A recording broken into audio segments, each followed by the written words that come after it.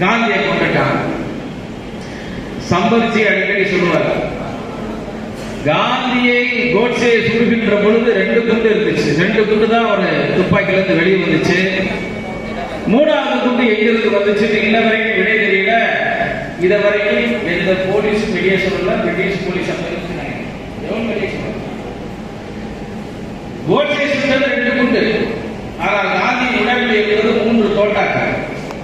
அதை தெளிவாக முருகன் அவர்கள் இதை பதிவிட்டிருக்கிறார். எங்களை போன்றவர்களுக்கு இது பெரிய பூகம்பம் வருவதற்கு முன்பாக சில ஒரு முன்னோட்டமாக தான் இருக்கு. இதனால் பல்வேறு உண்மைகள் வெளிவர இருக்கிறது. ஒரு குற்றவாளி என்று சொல்லப்பட்ட கோட்சே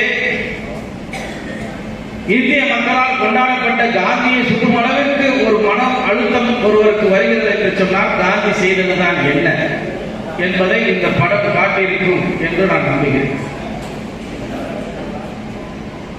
ஒரு சுதந்திரம் என்பது ஒரு தனிநபரால் ஒரு நபரால் கிடைத்திருக்க முடியாது. இந்த சுதந்திரத்தை பெற்றுக் கொடுத்தவர் காந்தி என்று ஒரு வரியிலே முடிக்கின்றார். என்னை விட சம்பத்தி நல்லா பேசுவார். ஏன்னா தூத்துக்குடிக்கு போறதுனால நான் சாட்டா பேசுறேன். எண்ணற்ற தேசபக்தர்கள் இந்த தேச விடுதலைக்காக பாடுபட்டார். எண்ணற்ற தேசபக்தர்கள் சிப்பாய் கழகத்திற்கு முன்பாகவே நெக்கட்டால் சேவையில் வாழ்ந்த பூலித்தேவர் ஆங்கிலேயருக்கு வரி கொடுக்காமல் எதிர்த்து போரிட்டார். அதற்கு பின்பாக வீரன் அழகமுத்துக்கோன் மன்னிப்பு கேட்டு மண்டியிட்டு வாழ்வதை விட என் தாயின் மண்ணிலே மரணத்தை விடுவதே மேல் என்று தன்னுடைய உடலை பீரங்கியால் கட்டப்பொழுது கூட மன்னிப்பு என்ற ஒரு வார்த்தை கேட்காமல் 5000 குண்டுகளாக சிதறி உயிர்விட்டார் வீரன் அழகமுத்துக்கோன். இழந்த திருநாட்டை மீண்டும் பெற்ற வீரமங்கை வேலுநாச்சியார்கள் பாடுபட்ட சுதந்திர நாடியில் தன்னை அங்கு வந்ததற்காக நாட்டையும் வீட்டையும் உயிரையும் ஆன்மீகத்திற்காக தன் தூக்கு கைட்டு முத்தமிட்டார்கள் வீரமன்னர்கள் மருதுவாண்டியர்கள். அதே போல எண்ணற்ற தேசபக்தர்கள் இந்த தேசத்திலே தோன்றி மறைந்திருக்கிறார்கள். இந்திய சுதந்திர போராட்ட வரலாற்றில் முதலாக தூக்கு கைட்டு முத்தமிட்டவர் வீரபாண்டிய கட்டபொம்மன். முதலாக ஒரு தூக்கு அப்படின்னு அறிவிச்சது வீரபாண்டிய கட்டபொம்மனுக்கு தான். 67 வயதிலே ஒரு மனிதன் தூக்கிலிட்ட பிறகும் அவன் இறந்தானா என்று சோதித்து பார்த்த ஒரு மாபெரும் வீரன் விருப்பாச்சி கோபால நாயக்கர். இப்படி எண்ணற்ற தேசபக்தர்கள் பிறப்பிலே செல்வந்தராக பிறந்தவர்கள், ஜமீனாக வாழ்ந்தவர்கள், கிட்டத்தட்ட தந்தையும் வழக்கறிஞர், மகனும் வழக்கறிஞர் வ.உ.சி. சிதம்பரனார் பிள்ளை. அவர் நினைத்திருந்தால் ஆங்கில ஏகாதிபத்தியத்தினுடைய வழக்குகளை நடத்தி செல்வந்தராக வாழ்ந்திருக்க முடியும். ஆனால் இறுதி வரை ஆங்கில ஏகாதிபத்தியத்தை எதிர்த்து சுதேசி பேர் இயக்கத்தை நடத்தி ஆங்கிலருக்கு எதிராக கப்பலிட்டு தன் சொத்துக்கள் எல்லாம் இழந்து கோரம்பூர் பிரச்சனையை 40 ஆண்டு காலம் சிறை தண்டனை பெற்ற வ.உ.சி. சிதம்பரனாரின் பெயர் இல்லை. இந்த தேச விடுதலைக்காக 4000 நாட்கள் சிறையில் இருந்த பசும்பொன் முத்துராமலிங்க தேவருடைய வரலாறு இந்த நாட்டிலே இல்லை. எண்ணற்ற தேசபக்தர்கள் இந்த தேசத்திலே தோன்றி மறைந்திருக்கிறார்கள். இறுதி வரையும் திருப்பூர் குமரன் கொடியை கீழே விடாமல் கொடிகாத்த குமரன் உடைய வரலாறு இந்த நாட்டிலே இல்லை. எத்தனையோ வீரர்கள் இந்த நாட்டிலே தோன்றி மறைந்திருக்கிறார்கள். இந்த தேசத்திற்கு சம்பந்தமில்லாத ஒரு கூட்டம், இளவு விருந்தாளம் என் பேர் இருக்க வேண்டும், கல்யாண விருந்தாளம் நான் மாப்பிளையாக இருக்க வேண்டும் என்று சொல்லிக் கொண்டு இருக்கக்கூடிய ஒரு திராவிட கூட்டம் எல்லாத்தையும் தான் தான் தான் என்று சொல்லுகிறது. தெருக்களில் இருக்கக்கூடிய வைத்தியநாதர் ஐயர் என்று இருப்பதை வைத்தியநாதரை வைத்து ஐயரை எடுக்கிறார்கள். பிராமணர்களுக்கும் இந்த தேச விடுதலைக்கு என்ன சம்மதம் என்று சொல்லுகிறார்கள். நீலகண்ட பிரம்மச்சாரியாக இருக்கும் வைத்தியநாதர், வ.உ.சி. ஐயர் எத்தனை பேர் இந்த தேசத்திற்காக பாடிட்டு இருக்கிறார்கள், போரிட்டு இருக்கிறார்கள், வழக்காடி இருக்கிறார்கள்.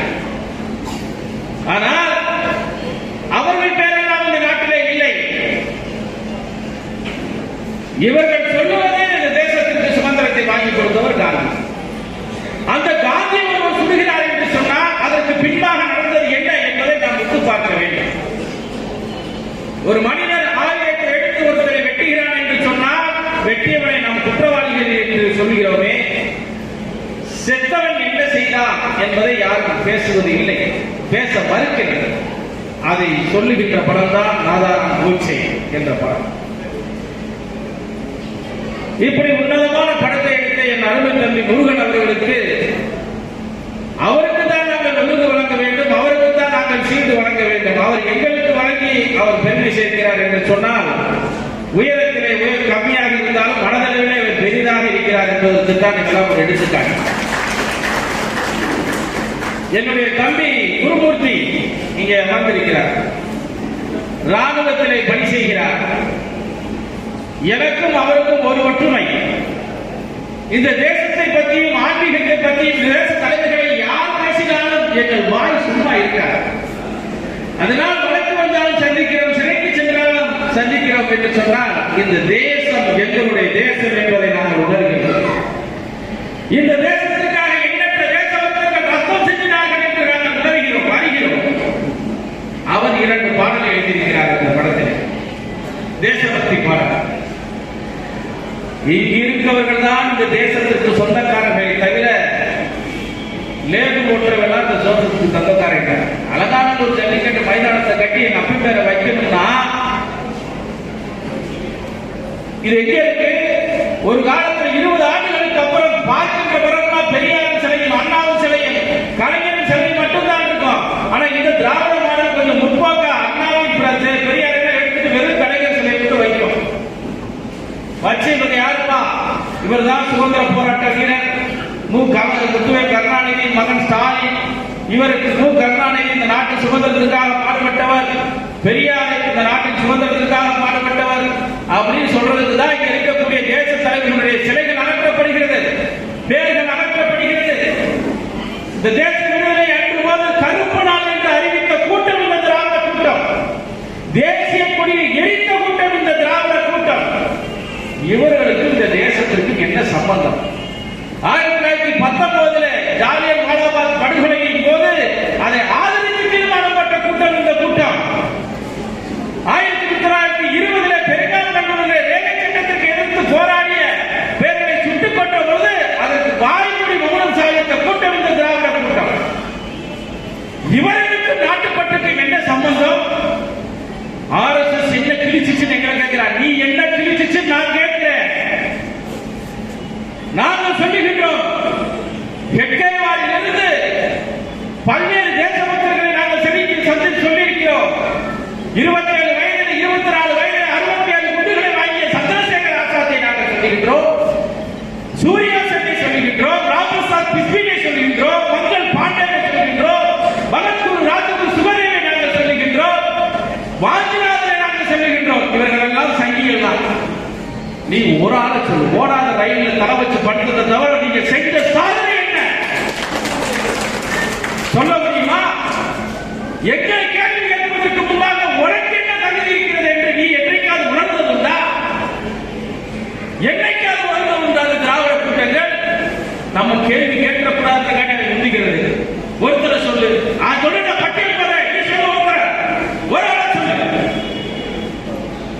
இந்த தேசத்துக்கு விடுதலை தரப்போவதாக நாங்கள் அறிவிக்கிறோம்.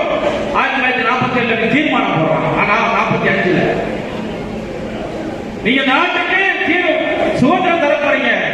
இந்தியா முழுவதும் சுதந்திரம் கொடுத்தாலும் சென்னை ராஜதானிக்கு நீங்க சுதந்திரம் கொடுக்க கூடாது என்று சொன்ன கூட்டம் இந்த பெரியார். கடைசி வரைக்கும் உங்க கால நக்கிய புழைக்க வேண்டும் என்று சொன்ன கூட்டம் இந்த பெரியார். வெள்ளக்காரர்கள் இந்த தேசத்தை விட்டு வெளியேறினால் குண்டூசி கூட தயாரிக்க முடியாது என்று சொன்ன கூட்டம் இந்த பெரியார். இவர்கள் தான் தமிழக தலைவர்கள், இவர்கள் தான் நாட்டுக்கு போராடியவர்கள். எங்க பார்த்தாலும் இங்க 250 கோடி ரூபாயில ஒரு நூலகத்தை கட்டி அதுல கலைஞர் பேரு, 200 கோடிக்கு மண்டபத்துக்கு எதிர் ஜல்லிக்கட்டு மைதானத்தை கட்டி எங்க அப்பா பேரு, கலைஞர் பேரு. நான் ஜட்ஜு போயிருவேன் இருக்கனா இல்லையா? ஒவ்வொரு நாளும் சம்பந்தி நாங்கெல்லாம் ஏதாவது ஒரு இடத்துக்கு போற நினைச்சுட்டு இருக்கோம். போனாதான் நிச்சயம். எங்களுடைய வாழ்க்கை என்பது அதுதான். 30 வருஷத்துக்கு அப்புறம் என்ன சொல்லுவான்? ஜல்லிக்கட்டை பார்த்துட்டு என் மகன் பேரன் வந்து என்ன சொல்லுவான், எதுக்கு கலைஞர் பேர் வச்சிருக்காங்க, எப்ப அவரு கிரவுண்ட்ல இறங்கிட்டாங்க 50 மாடம் முடிக்காம விட மாட்டாருப்பா சொல்லுவான்னு சொல்ல மாட்டாங்க. வரலாற்று அழிப்பதே இவர்கள் வேலை. அந்த வரலாற்றின் முக்கியத்துவத்தை வரலாறு படைக்காத இடம், வரலாறு தெரியாத இடம் வரலாறு படைக்க முடியாது. அனைத்து வரலாற்றுக்கும் சொந்தக்காரர்கள் சங்கிகள் மட்டும்தான், எவரும் கிடையாது உலகத்தில். எந்த வரலாறு இருந்தாலும் எங்களுடைய தியாகம் இருக்கும், எங்களுடைய மரணம் இருக்கும், எங்களுடைய ரத்தம் இருக்கும் என்பது எல்லோருக்கும் தெரிய வேண்டும் என்பதற்குத்தான் இந்த நாதாராம் கோட்சேவினுடைய படம்.